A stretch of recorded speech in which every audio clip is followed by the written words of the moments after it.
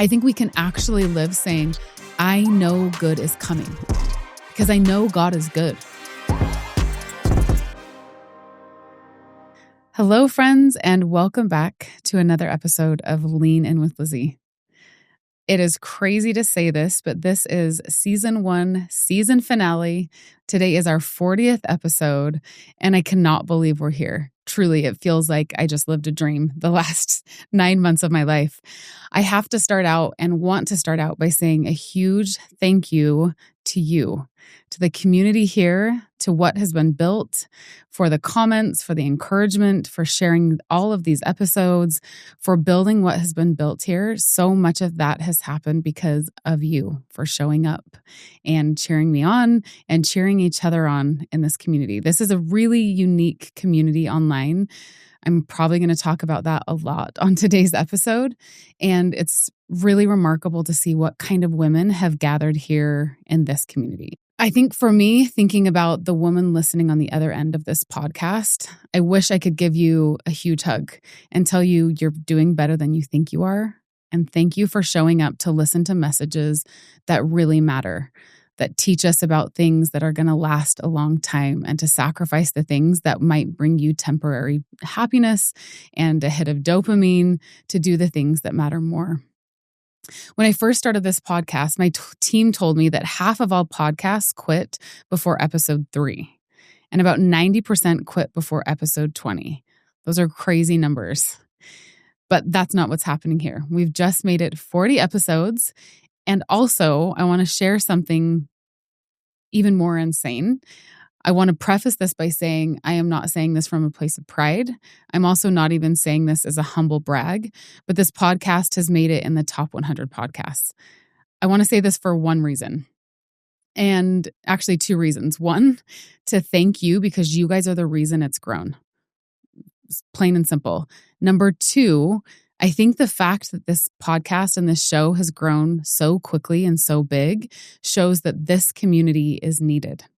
This dialogue is needed. These conversations with these kind of women are needed in the world today.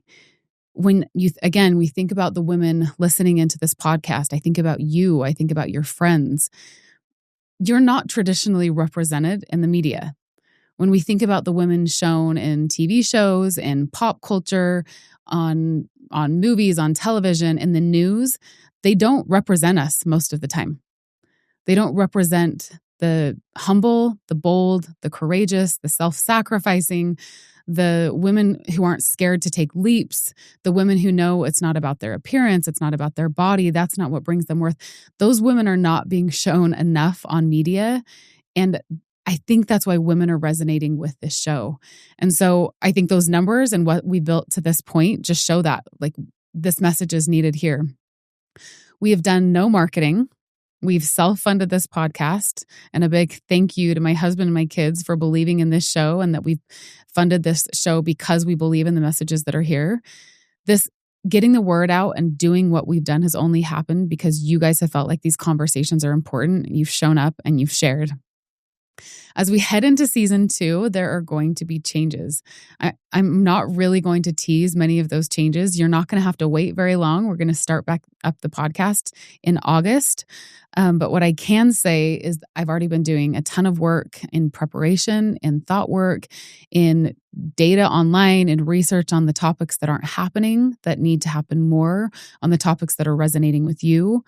Thinking about which conversations we need to be having, how to have them most effectively, how we can get the word out better, and how we can invite as many women into this conversation as possible. I'm taking this charge seriously, that this matters. And I hope you know that. I hope you can feel that. I hope you really can sense that in season 2. I feel like we're being called to do something really important. I told myself I'm going to have a loose script of what I want to say today. And then anytime I feel the fire of sharing something else, I'm going to go off that script. So that might happen a lot today. In the past month or two, as I've been, again, 20, 30 episodes in, it's been really interesting to see the people that are being called to these kind of conversations. It's been a little bit scary to me, honestly, if I'm going to get really vulnerable here for a minute, to think that somehow I can help be a voice to lead this kind of a charge for women who are just so incredible.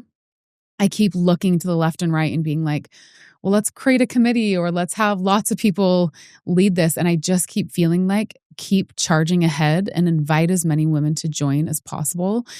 And people and organizations and women are coming out of the woodworks who are aligned with this cause. I think we're going to see some really interesting things. And some of this is a hunch, honestly, at this point, and some of it is like really seeing the data of who is reaching out and the conversations I've been having. I think we're going to start seeing the tides turn. I think we're going to see the conversations that have been happening on social media and online shifting to ones of meaning and value and worth and shifting away. We're already seeing this from consumerism and into the things that really matter. And I think this podcast has a role to play. I don't even totally know how to explain how I feel about that or why I feel that way, but I think we have a role to play and this community has a role to play in shifting and changing the tides to conversations that matter more. This isn't about me building a show or a brand. This is about us, every one of you listening in today, building a movement of things that matter, a movement of the meaningful. It matters so much because so many women don't know their worth. They're being fed lies about the things that create value in their life and in their heart. They don't know how to show up. They don't know how to have courage, and they don't have a community that dares them to lean into their lives. But the world right now needs women to show up. The world right now needs women to lean in and to give the gifts that they have. Here's how you can help. And I'm going to give a call for help here at the beginning of the podcast. If this podcast has resonated with you, if season 1 feels like I've been speaking to you, share this season with the friends who you know will resonate with it and who need it. Go and leave a review for the podcast. That might feel like a silly thing that takes 1 or 2 minutes, but reviews help Apple know that this show needs to be heard and seen. Also, there's a call. I want to make a call for women-owned companies or companies who want to align with this movement to reach out and to get on board. You can reach out to me at hello@lizzyjensen.com. That's with a Y, LIZZYJENSEN.com. We're looking for brand partners who get this demographic of women who want to lean in, who are balancing motherhood, life, and purpose. If you know someone who wants to support the kind of women who listens here, reach out to me again at hello@lizzyjensen.com. Good things are coming. I'm just going to stop there. I think I've said enough, but I hope you can feel the power that I feel about what's happening here. Second thing I want to share is that one thing I've realized after 40 episodes of Lean In With Lizzy is I don't want this to be in place where we just sit and listen and move on. I had a conversation with a friend the other day and he said, I can just imagine your audience, like they listen in and they have something inspirational and then they go and they feel better after. And I wasn't offended at what he said, but I kind of was actually. And I also was just like, no, you don't get these women. The comments and the emails and the DMs that I get are women who hear something that I share on this podcast or that a guest that I brought on shares. And then they're fired up and they go change something in their life. They don't just feel better after. They don't just say, I got a dopamine hit or I feel like a little bit more encouraged to go do something, they don't feel a little encouraged to be a little happier in their life. These are women who are ready to take action. I want this to be a place and this community to be a place where we move together. So I have a little invitation as we move from season 1 to season 2, and there's this gap month of the summer in here. As I've sat in these conversations and I've had women on, I can honestly say every conversation leaves me wanting to be better and to do better. Every single time I take something away and think I can be a better mother, I can be better in my business, I can show up better for a stranger on the street or in the grocery store. And I want us to remember those feelings that we've had. Because the truth is, we forget. With all the other messages that come in and the lies that we hear about who we are and what matters most and what we should be valuing, it's easy to forget the messages that we've shared here in season 1. We forget who we are, we forget why we're here, and we forget what matters most in the swirl of busy days and summer schedules. So this summer, over the next month, I'm going to invite you to do something with me, something simple, but something powerful. Now, this is not a checklist. This is not about a hustle. Heaven knows women in our community don't need a hustle at this time of year. If you're anything like me right now, you're just trying to stay present, keep it together, make memories with your kids, do the things that are essential and nothing more, have fun, laugh a lot, create memories. So I've created something for you that's just about tiny, mighty choices that's going to help you lean into your life this summer, your beautiful, messy summer real life. I've created 100 ideas of helping you to reset, recharge, reconnect with what matters most. I'm calling them micro prompts. Each prompt takes 1 to 2 minutes, but every one is like a little spark plug for you to remember who you are and the life you're building. This isn't about pressure. This isn't about perfection. This isn't about finishing a list of 100 things. It's just about presence. So my invitation is go to the show notes, download the download, print it off, put it somewhere where you're going to see it. Maybe it's by your bed, maybe it's on your fridge, and then just pick a prompt whenever you need a reset, or maybe you want to do one a day or read it in the night before and look up those something to do for tomorrow. And then we're going to tag this Lean Into Your Life on Instagram. I'm actually not, I probably shouldn't say this as we're growing an Instagram community. I'm not a huge Instagram fan. I think a lot of women with intention don't like to live there. I'm actually thinking about other places where we can host this community that doesn't have to be on Instagram. But for now, it's what we have. So it's what we're going to work with. So again, hashtag lean into your life. And I'm going to be sharing what I'm doing. And I hope that I can be sharing some of the things you're doing as well to just keep the conversation going and to remind each other, to remind ourselves, here are the things that matter. I'm not doing what everybody else is doing during the summer. It's just fine. If I don't put makeup on for the rest of the summer, you must be living an incredible summer. So I'll be sharing prompts all summer long over on Instagram, again, at Lean In With Lizzy. Tag me or use the hashtag. I'd love to highlight and show what you're doing as well and to jump in and join with me. I'd love to make this more than a podcast this summer. I'd love to make this a movement. I'd also love to make this a summer that we don't need a vacation from. How many of us end off summers and just like take a deep breath and like, whew, when is my break now? But I think we can live in a way that's more intentional, that harkens back to one of the books I referred to in last week's podcast, The Ruthless Elimination of Hurry, and do things more simply, more purposefully, and more intentionally to live a life that we'll be proud of 100 years to come, that our kids will be connected to us through. So that's my invitation. The other invitation is, I have to laugh about this. Every time I've done a download, which I feel like has created some incredible content, things like the list from Charmin Grimmer of how to ask questions that open up the teens and the youth we're working with, or my calendars that I've shared, I've never put an email firewall on them. I think a big part of that has just been me feeling that I don't want anyone to get confused at why I'm doing what I'm doing here. Again, that it's not about me building a brand. It's about me building you. And I never want to be misunderstood. But the big reality ending season 1 is that I have no way to get in contact with you guys outside of Instagram and the podcast. So if you want to stay updated about what's happening this summer, get some teasers about what's coming in season 2, and also just know when the next episode is launching, both on Instagram and here in the show notes on the podcast, there will be a Google form where you can drop your email, and I'll make sure you stay up to date on everything Lean In With Lizzy, on what we're doing, what's happening, and what's coming, which is exciting and will be fun to follow along with. And I think also a project I'm working on, which I'm not going to announce a date on. I'm weighing out the cost benefit analysis of my time right now.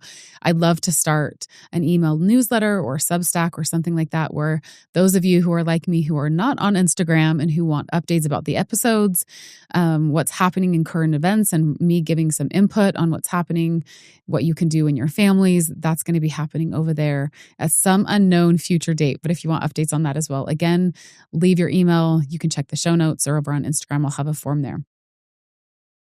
So I do want to end today by sharing a little bit of meat and leave you with something to think about over the next few weeks. To preface what I'm going to be sharing for the rest of this episode, I want to give a little context to a framework we use over at Slope School, where I'm the associate director. At Slope School, we do things really differently. Inherent in our way of schooling or teaching children, we actually flip it upside down. And we start with this belief that every child has the capacity to be a teacher. Every child has the capacity to have a calling and to change the world. And every child has the ability to mentor and to become what we are as guides, right? Someone who can come and light the way for someone else. We use a framework that's not from Slope School, but that's popular throughout the world called the hero's journey.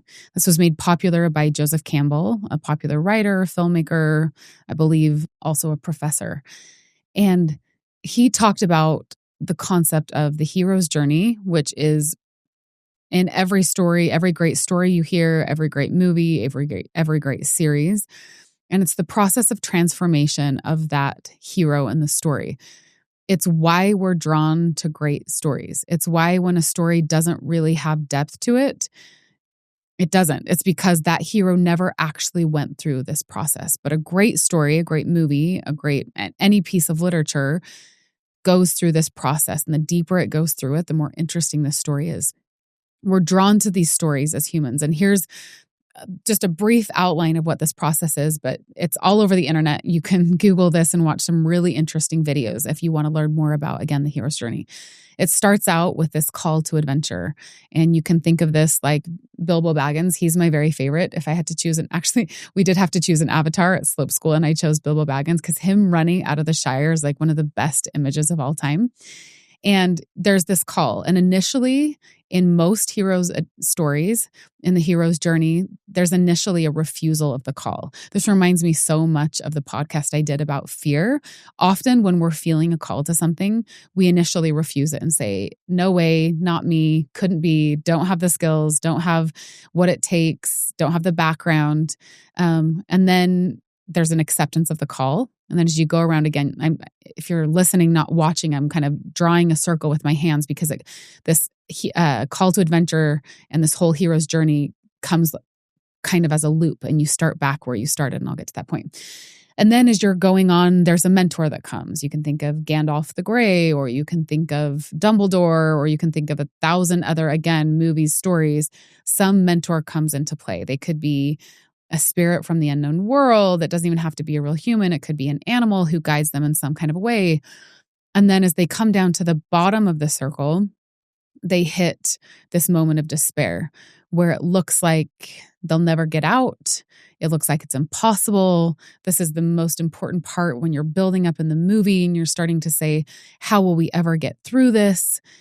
And then they get through it. And there's this part of after the abyss, there comes this period of resurrection where in some stories, and Jesus Christ's story actually goes through this literally, there's a resurrection. I feel like I'm going to give a spoiler alert, but if there's a spoiler alert about Harry Potter, then it's been out for too long. So I think I have the rights to do it. There's a resurrection there as well. In so many stories, they're literal resurrections. A lot of, I guess most other stories are just a symbolic resurrection where this person is brought out of the abyss and made new. You can look at Greek mythology. You can look at pop culture. Again, it's all over the place. And then the hero does something really interesting. He comes through this experience, he or she, and has this mentor, goes through the abyss, is resurrected, and then they return to where they started. You could, again, think of Bilbo coming back to the Shire, and it's the old place. It's where they used to live, but they have new eyes. There's a transformation that happens. So many beautiful movies come, and it's almost the hero is alone. I love the part in the Bible where Jesus is cooking breakfast for his friends by the sea, but everything has changed. He's changed. The world in some way, whether it's just his world or the whole world, is saved. And then they come with these new eyes. So in the remainder of today's episode, I thought about my journey as a podcaster and all of us really in season 1 as we went on this journey together and thought about the things that we've learned and the guests that were here, and really the emotional things that each of us went through, our own abyss in this year, whatever yours was, maybe different than mine, but we've all gone through something that's been hard. And we're coming now to this point at the end of the season with fresh eyes. Maybe it was something you learned on this podcast. Maybe it's something life has taught you since last September when we started season 1. But that is where we're at now.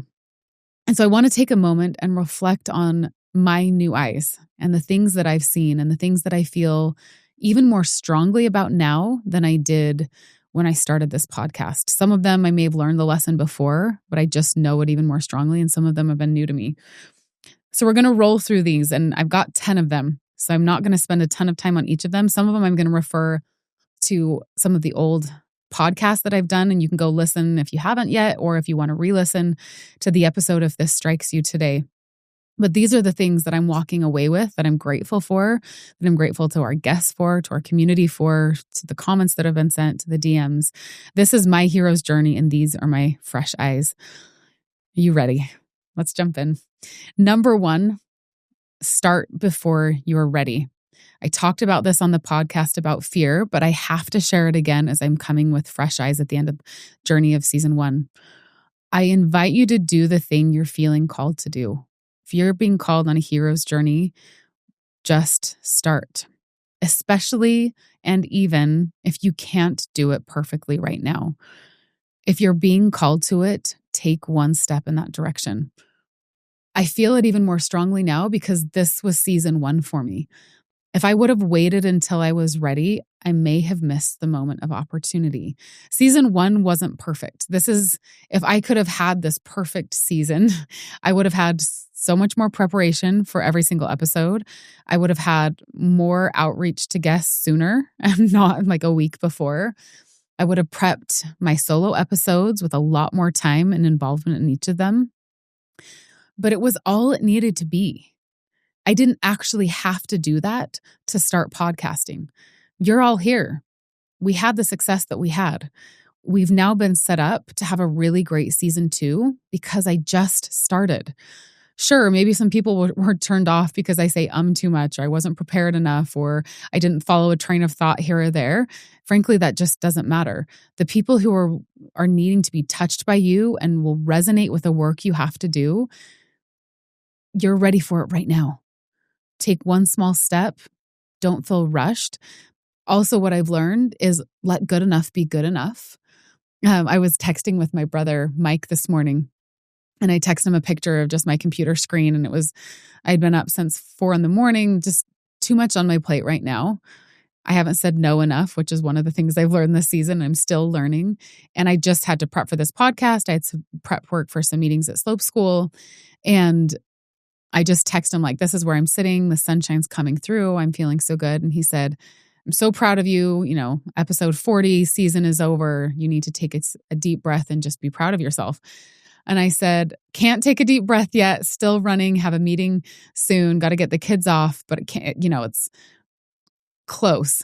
And then I texted him something. I said, and I was thinking about the biblical account of the creation where God gets to the end and he says, it's good. And I said, I think at this point, I'm not even going to say it's good. It's good enough. It's good enough. And I am so rejoicing and excited and celebrating the fact of these 40 episodes that they were good enough to get us to the next step. All of us as a community and me as a podcaster. Good enough is good enough. That's number 1. Start before you're ready. Just start the thing. I am so grateful I just decided to hit record, that, again, my family believed in me, that we invested in this podcast, because we are in a place now to do even more incredible things, to touch people in a way that I have been dreaming about, that I'm excited about. So that's number 1, start before you're ready.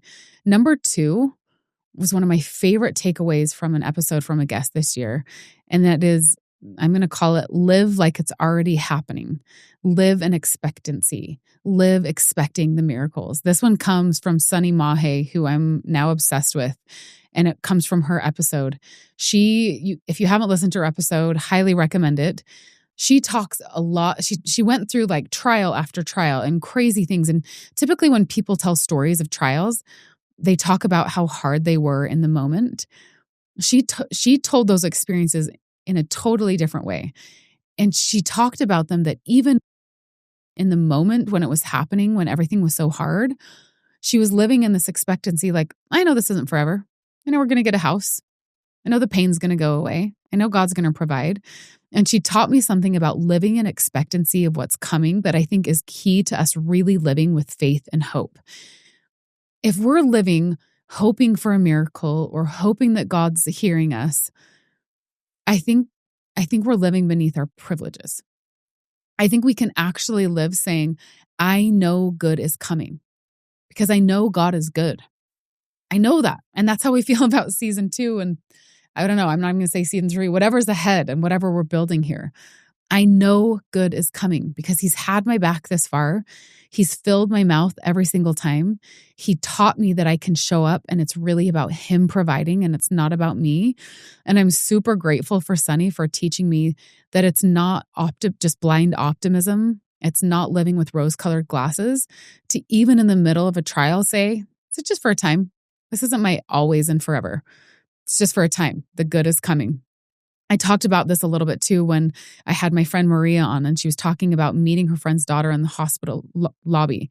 The miracle was already unfolding before she even knew what was happening. And that's just how God works. Right now, he's doing things in your life that you are going to see the fruit of a decade from now, 2 decades, at the end of your life, because he's just that good and he's just that smart and he's just that all powerful. So trust that. Live like that's true. Number 3, I alluded to this one before. Saying no is a superpower. Every no that you have the courage to say will make room for a better yes. If it is not, I don't know if I can swear on this podcast. I think I did swear last time I quoted this. I'm quoting a book right now. If it's not a hell yes, it's a no. If you don't feel super pulled to the thing, super excited about the thing, super scared about the thing, say no. There are other people who have roles to fill who will fill that role and be excited about it. I invite you to lean in and protect what matters most to you, your marriage, your kids, your purpose, your life's work.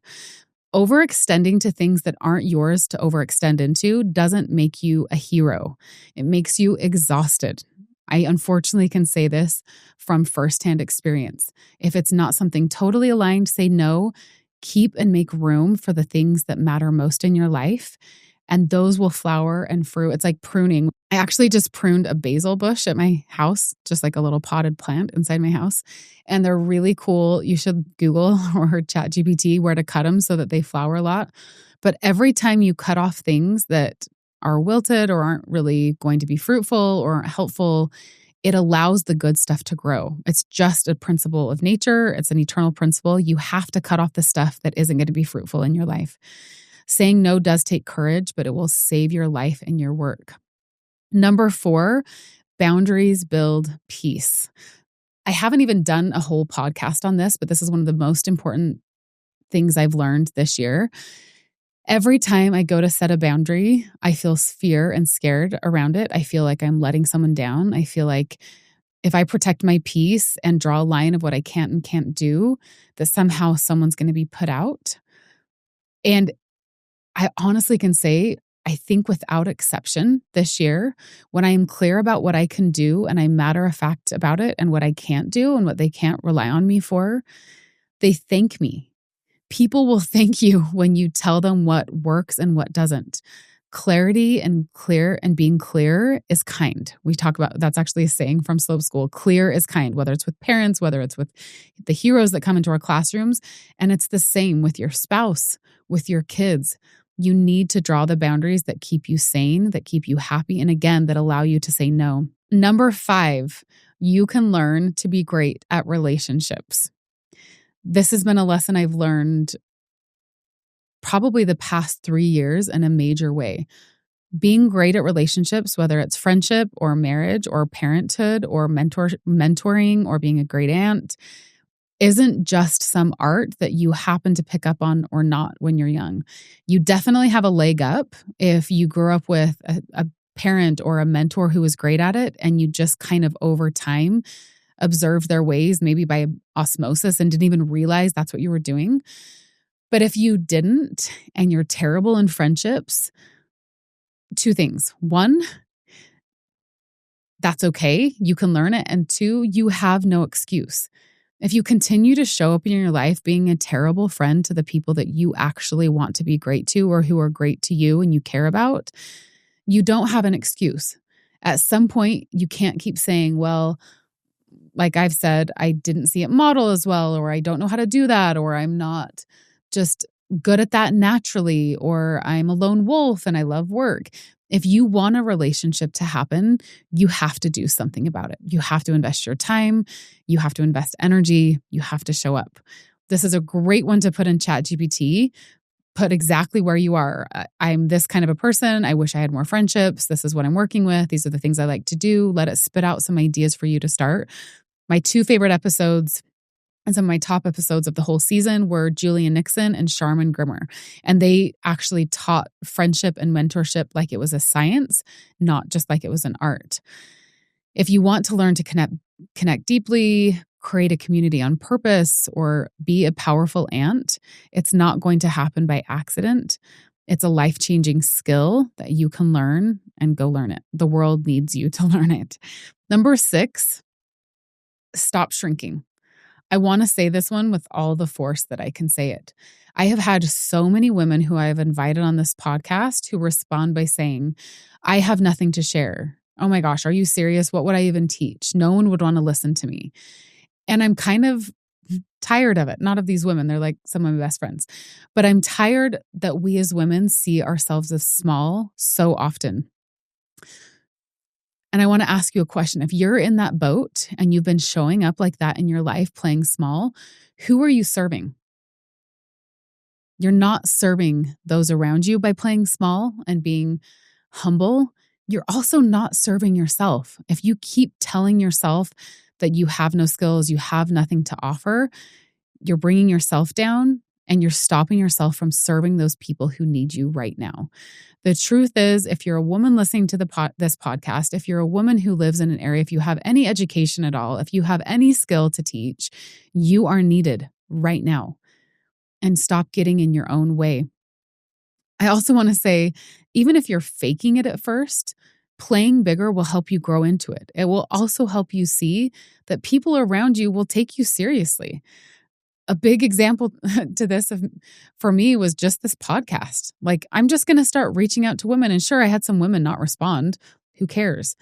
But what shocked me is by playing bigger, women see me this way already. So many women showed up and said, I would love to be on your podcast and I love what you're doing. And I was shocked that that's how they already saw me. But I gave space for people to see me that way and also to say, I've always seen you that way. There was a part in the episode about not being a VIP, but being a vessel. In the section about that conference I went to, I shared about how we can find our purpose in just showing up for others. But I think there is also something to add here that we also just need to show up with belief and confidence in ourselves. You deserve to have that confidence. Show up with it. Number 7, your brain believes what you tell it. This was something that I learned a couple months ago, maybe actually a year ago when I was starting this last summer. And I realized every Saturday morning, I would wake up with this long to-do list of things that I wanted to get done with Dave, my husband, or with the kids. And I would start the day in a state of a little bit of panic. I think it drove my husband nuts. I actually know it drove him nuts because I started out with this mentality that there will not be enough time. There's not enough time today. How am I going to get everything done? Oh my gosh, it's already noon now. It's 2:00. Just like I thought, there's no time. And I started realizing, like, why do I start the day off already shooting myself in the foot with a mindset like this? And so I would wake up on Saturdays and I would say, there's time for everything that's important today. I'm going to get everything done that needs to get done. There's time to have a beautiful day ahead of me. And part of this came talking with my sister Jessica, who, if you missed her episode, it was kind of at the beginning of this season. She talked a lot about mantras and affirmations, and there's a great download that goes with her episode as well, if you want to dig into the power of mantras and affirmations. But what you tell your brain will believe. But even more than that, if you are the one saying it, you believe it. You already believe it. That's why you're saying it. So if you want to live a different life, start saying different things and watch yourself show up in different ways. Number 8, I also want to emphasize this. If you'd walk away with nothing else from what you hear from me and you walk away with this, I will feel totally happy and totally successful. There is nothing more important than being present with the people you love. If you have no time for anyone else, but you show up fully for the people that you love, you will live a life that's beautiful and that's worth remembering. One of my favorite questions I ask is, what do you hope your legacy to be? I hope in all these things I'm doing and creating this podcast and the movement I feel like is starting, I hope most of all that my kids will say, I loved spending time with my mom, and I know she loved spending time with me. I loved Ann Bednar's podcast on this, that every single day, a moment of presence with every single child. And that might feel like a lot, but when you think about how much of your life is spent with a child in your home, or literally not just living in your home, at home from school or from the other things they do, this is a small period of time that is worth the investment. And again, life is busy. Life pulls at us as women. Can be hard to do, but it is worth it. It's the most worth it work we do. I think about, if you're listening in or if you've listened to other episodes and the thought has ever crossed your mind, I'm not important because I don't have a podcast or I don't have a platform or I'm not doing some work like this. I hope you know that is not how I see you or the work that you're doing. My whole purpose in sharing these messages is for you to know that the work you're doing with your children, in the most important relationships, or in whatever you're doing in your work and cause right now, are the most important thing. And if right now that's a season of motherhood, don't look left or right. Don't waste it. Be all in the things that you're doing in your home, because that will pay off both in outcomes in your kids, but also in your heart and just in how you feel about the life that you've lived. Number 9 is the power of tiny, mighty choices. Season 1 taught me this. Big changes come from small, consistent moves. Showing up and doing the thing is the thing. Doing it perfectly is never the thing that matters. It also isn't possible because you just can't show up perfectly, right? Not even if it was the only thing that you were doing, because we're just human. But at the beginning of the season, I was so perfectionist about the captions and the clips and what was going up on social media. And I probably drove my social media guy crazy. And I was like, don't post that and wait on that and hold off. And I realized it's more important to get more out, even if it's not exactly what I would say if I could spend all my time on it. Showing up consistently will impact more people, quite literally, just because Instagram cares about creators who are showing up, but not just because the algorithm loves it. But showing up in consistent, imperfect ways are those tiny drops that eventually form the valley of the Grand Canyon, right? It's drop by drop, big things happen. So those tiny, mighty choices that you're making, don't underestimate them. Whether it's showing up again in work in a cause you're passionate about, or the smiles you give on a regular basis, or making dinners at home, or whatever it is for you that you're showing up in right now, the studies in the morning, the time spent in great literature. Again, there's thousands of examples of the tiny, mighty choices that we could make. But those are the things that matter. Those are the things that change the world. We don't need massive overhauls. We need tiny daily lean-ins. I hope that's a part of what this summer is going to be that I'm excited about. Just the lean into your life, just doing the tiny little things and see how that changes over a summer. And number 10, the last thing I'm going to share with these new eyes as I walk away from season 1 and I start heading towards season 2, and I return to where I sat in this chair, scared out of my mind on episode 1, wondering what I was doing, but also knowing that the call was here, is vulnerability is where the real stuff happens. The hardest stories to tell, the hardest stories that I've shared here on the podcast, whether it's about church bias and sharing that I'm a member of the Church of Jesus Christ of Latter-day Saints and that we're being mistreated, or about not being the VIP and not having VIP seats, or hundreds of other stories I've shared, or the stories that have been shared in the seat next to me, these are the stories that connected most. When I shared the things that were in my heart that felt scary, that were very imperfect, that felt like maybe everyone was going to decide to turn off from the show were actually the moments where more people leaned in. More people shared the episode, more people DM'd me, more people sent me emails.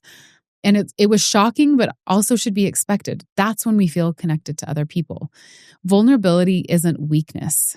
It's where people can meet you. It's a crack in your armor where people can really see through to the real you and fall in love with who you are and why you're really doing the work that you're doing. There's definitely the fine line between oversharing, but too often as women, we hide.